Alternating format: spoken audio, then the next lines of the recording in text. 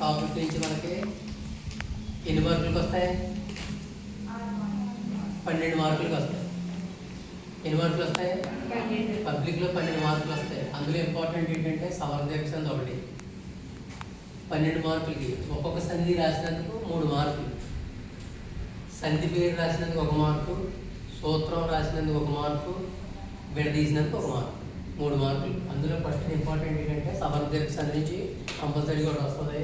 చూడండి, మోహనాక్షరములు అని పదం ఇస్తాడు. ఏమిస్తాడు? మోహనాక్షరములు అని పదం ఇస్తాడు. దాన్ని మనం ఎలా విడదీయాలి? ముందు సూత్రం రాసుకోవాలి.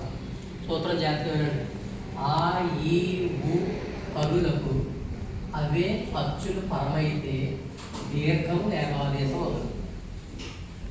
ఆ ఈ ఊ పరులకు అవే అచ్చులు పరమైతే దీర్ఘము ఏకాదేశం అవుతుంది అన్నాడు. ఇక్కడ చూడండి, సూత్రాన్ని బట్టి మనం ఎలా విడదీసామో చూడండి. మోహనాక్షరంలో ఇచ్చినట్లయితే మనం ఎలా విడదీయాలి? మోహన ప్లస్ అక్షరం. మోహనాలో విడదీసినటువంటి చివరి పదాన్ని ఏ పదం అంటాము? పూర్వపదము. ఏ పదము? పూర్వపదం. దీన్ని ఏమంటాము? పరపదము.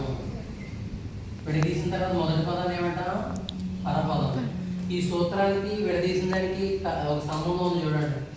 ఆ ఈ ఊ పరులకు అవే అచ్చులు పరమైతే దీర్ఘము ఏకాదేశము. ఆకే అదే అచ్చు పరమైంది. ఆకే అదే అచ్చు. ఇక్కడ ఆ అంటే ఈ నాలోను అన్న ప్లస్ ఆ ఈక్వల్ టు నా వస్తుంది అన్నమాట. ఆ అనే శబ్దం వచ్చింది. ప్లస్ ఆ నా, ప్లస్ ఆ నా. ఇక్కడ నా అంటే ఏ శబ్దం వచ్చింది? ఆ వచ్చింది. నా ప్లస్ ఆ నా. ఇక్కడ ఏ శబ్దం వచ్చింది? ఆ శబ్దం వచ్చింది. ఈ ఆ శబ్దానికి పరపదం ఏమొచ్చింది? ఆ వచ్చింది. ఆ ప్లస్ ఆ కలిపి దీర్ఘం వచ్చింది. ఆ అని వచ్చింది. మనం విడగొట్టాం కాబట్టి ఈ నా ప్లస్ ఆ ఏమైంది? నా అయింది. దీర్ఘం వచ్చింది చూడండి. వచ్చిందా? మోహన ప్లస్ అక్షరములు. మోహన ప్లస్ అక్షరములు. పూర్వపదం ఉన్న నాలో ఆ శబ్దం ఉంది, పరపదం ఆ ప్లస్ ఆ అయింది. మోహనాక్షరములు సవర్ణ దీర్ఘ సంధి. సూత్రం ఇది అర్థం చేసుకోవాలి. సూత్రాన్ని ఆ ఈ ఊ అరులకు అవే అచ్చులు పరమైనవి. ఆ వస్తుంది, ఈకి ఈ వస్తుంది, ఊకు ఊ వస్తుంది, అరుకు అరు వస్తుంది. అలా వస్తే సవర్ణ దీర్ఘ సంధి. దానిలో కొన్ని ఉదాహరణలు చూడండి. ఇక్కడ ఇప్పుడు ఆ ప్లస్ ఆ చెప్పుకున్నాం కదా. ఇప్పుడు నెక్స్ట్ ఈ ప్లస్ ఈ చూద్దాం. కవీంద్రుడు. కవీంద్రుడు చెప్పండి. కవీంద్రుడు. కవి ప్లస్ ఇంద్రుడు. కవి ప్లస్ ఇంద్రుడు. ఇంద్రుడు. ఇప్పుడు చూడండి, ఇందులో ఏముంది? ఈ ఉంది. ఇందులో ఏ శబ్దం వచ్చింది? ఈకి ఈ పరమైంది. ఈకి ఈ పరమైతే ఈ కారం వచ్చింది. ఏ కారం వచ్చింది?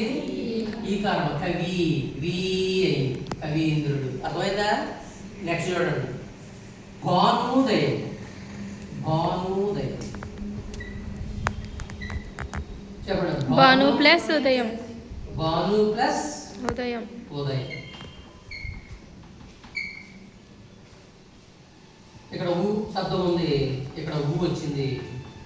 ఊ కలిపి ఊకారం వచ్చింది. భానుదయము. నెక్స్ట్ అరుగా చూద్దాం. మాతృణము. మాతృణము అడగొట్టండి. మాతృ ప్లస్ రుణం. మాతృ ప్లస్ రుణం. రుణం. ఇక్కడ అరు శబ్దం వచ్చింది చూడండి. వచ్చిందా? వచ్చిందా లేదా? వచ్చింది సార్. అరు మాతృణము. అరువు మాతృణములు. అంటే ఆకి ఆ వస్తే ఆ అని దీర్ఘం వచ్చింది. ఈకి ఈ వస్తే ఈ దీర్ఘం వచ్చి కవీంద్రుడు వి వచ్చింది. ఊకి ఉదాహరణ భానుదయము. భానుదయం. అరుకు అరు వచ్చింది. మాతృణం. అర్థమైందా?